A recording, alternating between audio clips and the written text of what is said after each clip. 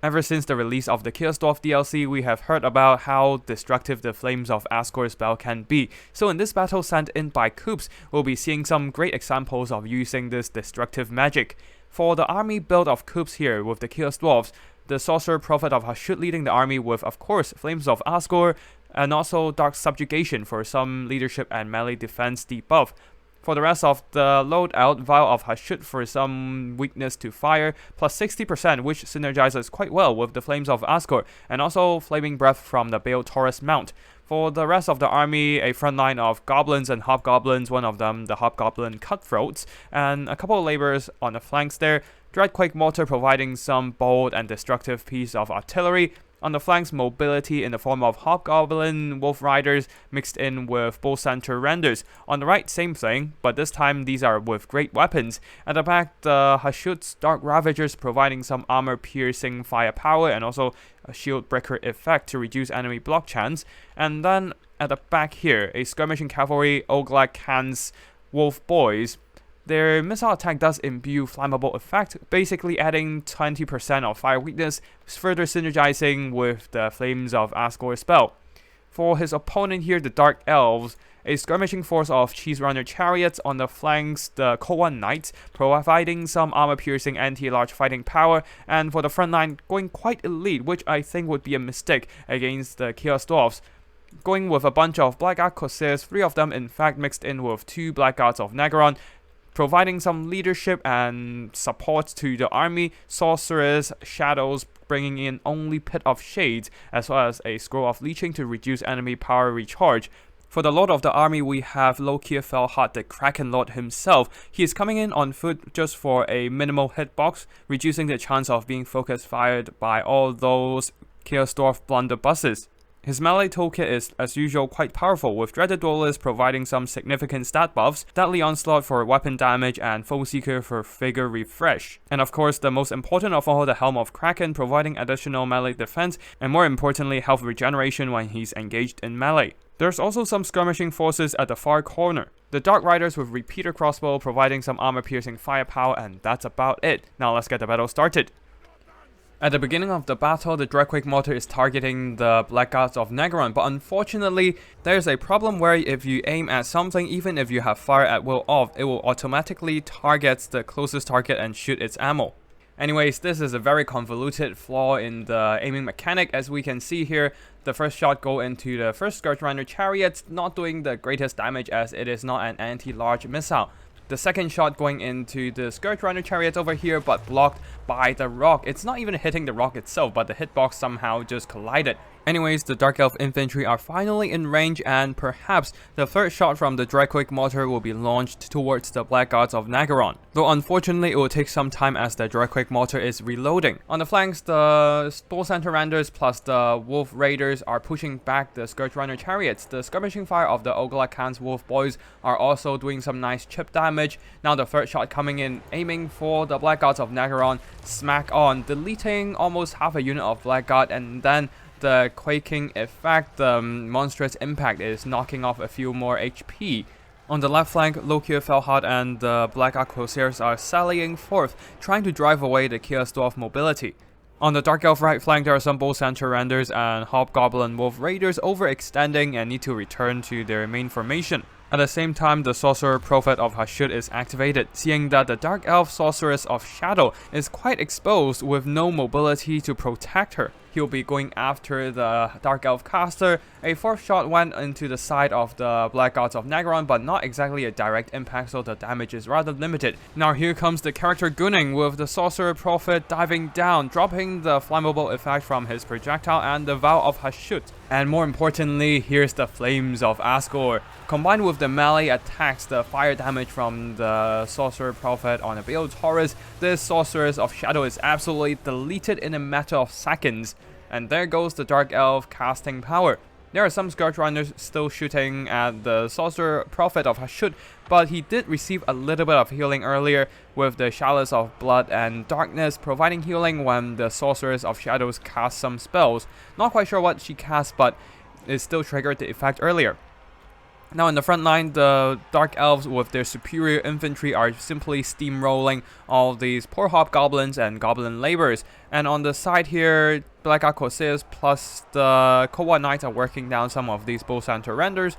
Unfortunately for them though, the Bullsand Renders have better melee stats than the Cohort Knights and can effectively fight back with their armor piercing and anti-large. The Dark Ravagers are now being pressured by Lokir and are trying to run away. As a result, the Chaos Dwarf artillery, the Dreadquake mortar piece, is now in big trouble. Without anything to shut down the Scourge Runners with the mobility all occupied, they are free to fire at the Dreadquake mortar and doing some very cost-effective damage with their anti-large armor-piercing shots. Another shot from the Dreadquake mortar going after the Black Guards of Nagaron, but unfortunately missed despite being really close to their target. The Hashut's Dark Ravagers are now chasing after the Black Corsairs, who are in turn pursuing the Dreadquake mortar, trying to save the artillery piece, but unfortunately being a slow-moving artillery, the Dreadquake mortar will be shattered by the pursuit of the Dark Elves. On the far end there, Scourge Runner chariots being pushed away by the Hobgoblin Wolf Raiders. They are actually quite decent in chasing off Scourge Runners because they're dirt cheap, so even if they're getting shot at by all those Scourge Runner chariot shots, they just don't care. It's not exactly the biggest loss for the Chaos Dwarfs anyways. On the far side, the Sorcerer Prophet is diving down with his Bale Taurus, trying to use the armor-piercing charge attack to dish out some damage, while Lokir Felhard plus his infantry are just grouping up trying to grind down the Bullsand Renders, and indeed, they're doing some pretty neat damage, especially with Lokir Felhard buffing up his own stats with Dreaded Duelist. At the back here, the Hashut's Dark Ravagers are pulling back, trying to use up their armor-piercing missiles, chucking their throwing axes into the Black Corsairs and the Black Guards of Nagaron. Even if the Dark Elves pursue them, they have the speed to run away. Now in the forest, the Hobgoblin Wolf Raiders plus the Bullsand Renders, despite taking substantial damage, managed to beat back the Cohort Knights and some of these Black Corsairs. Now they'll be moving on to this small blob of Dark Elf infantry who are separated from Lokir Felhard, who is now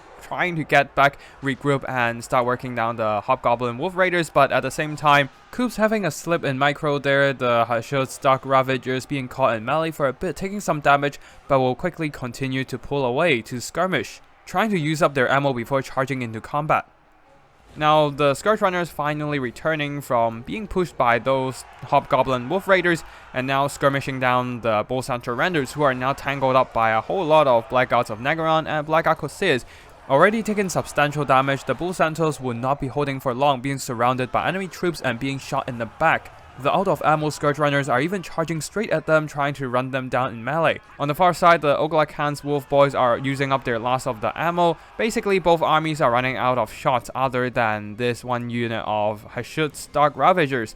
And even if they still have ammo, they don't have that much ammo, only 6 volleys left. At this point, most of the Dark Elf forces have regrouped and are now going after the Chaos Dwarfs. Lokir Felhard unfortunately just chasing off these Wolf Raiders way too far, so the main blob of Dark Elf units are a bit unsupported. Some Wolf Raiders are being thrown into the fray, hoping to slow down the advance of the Dark Elves, but unfortunately they won't be holding for long, as the Scourge Runners and the Black Guards will make short work of them. So the Bullsand Renders will quickly charge in, trying to do some last bit of impact damage before they got routed. At the same time, grouping up all these Dark Elf infantry so that the Sorcerer Prophet of Hashut can use his projectiles, a grenade launcher, to blast away the Dark Elf infantry. With part of their forces pinned down, the remaining Dark Elf army will be making a push for the Hashut's Dark Ravagers, trying to eliminate one of the most valuable mobile piece of the Chaos Dwarf army. But then the Oglak Khan's Wolf Boys, using their Regiment of Renown status, they will be holding back the Dark Elf forces, blobbing them up and set up for an area of effect spell. And here comes a second Flame of Azgorh, absolutely deleting all these Dark Elf unit in the vicinity. Yes, there is a lot of friendly fire, but that is worth it because both units of Scourge Runners are now destroyed, or at least on the verge of destruction. The Wolf Boys might be dead and routed, but so are the Dark Elf infantry. Even the Black Guards have suffered significant damage and are on the verge of routing. On the other side of the battlefield, Lokir Felhard and the Black Guards over here are still busy chasing after the Bullsand Renders, which works out just fine for the Chaos Dwarfs because they can pick off the now isolated Dark Elf infantry, under the terror and rear charge of the Bale Taurus and being overran by the Dark Ravagers. There will be a chain rout of forces in the vicinity. And now let's fast forward here as the Dark Elves are just holding this blob by themselves, and the Chaos Dwarfs are biding their time to rout off unit after unit. There are some regrouped Dark Elf units, but unfortunately there is no match for the rather healthy Dark Ravagers. Speaking of healthy, a very healthy Lokir Felhard beat the crap out of the Sorcerer Prophet, forcing him back into the skies. Unfortunately, Lokir is not on his dragon today, so he has to give up his pursuit. The Sorcerer Prophet will be psycho-charging with his Spear Taurus, trying to finish the remaining Black Gods of Nagaron. Now let us go back into fast forward as the Dark Elves are trying to dodge the shots. Lokir might be able to dodge them, but unfortunately the Black Gods around him are not so lucky. Another Flames of Azgorh deleting the remaining Black Gods of Nagaron, triggering army losses, and Lokir Felhard will be falling as well. Big thanks to Coops for sending in this replay, and if viewers you want to showcase your own battles, feel free to drop by my Discord and send me your replay files. I'll be sure to check them out. For the army performances here, the Dreadquake Mortar did not really pay for itself. It deleted most of a Black God of Nagaron unit, but unfortunately after that, it just got shot hard by the Scourge Runners and got eliminated. Most of its shots were missing or just hitting the wrong targets overall. So yeah, an expensive artillery piece, but very hard to actually make it work. The rest of the army here, Bull Center renders almost 1000 gold worth of damage value, but still not enough to pay for itself. The Bull Center render with great weapons did a lot better with their bonus versus large, despite being charged by the Koan Knights and some of the Black Ark Corsairs. It still fought valiantly and, well, being one of the best units on the Chaos Dwarf roster, earned back a lot of value. The Hashut's Dark Ravagers did a lot of damage with their armor-piercing shots and just run down a lot of the Dark Elf units in the late game, and the rest of the army here, the Wolf Boys did a lot of damage. I missed them in the replay itself, but they actually shut up both of the repeater crossbows, with their flammable effect imbuing extra fire weakness and whatnot. The other Wolf Raiders also did some pretty good work, helping the Wolf Boys to pressure the repeater crossbows. This one didn't earn back much value, but it probably absorbed a lot of the Scourge Runner shots, so it paid for itself in that regard. The remaining Hobgoblin and Goblin infantry didn't do much other than ran over by the Dark Elves, while the Sorcerer Prophet of Hashut, the Flames of Azgorh, truly one of the most destructive spell in the entire game, incinerating many units here, with the Sorcerers of Shadows being destroyed, some of the Scourge Runners being destroyed as well, and in the end finished off the remainder of the Black Gods of Nagaron.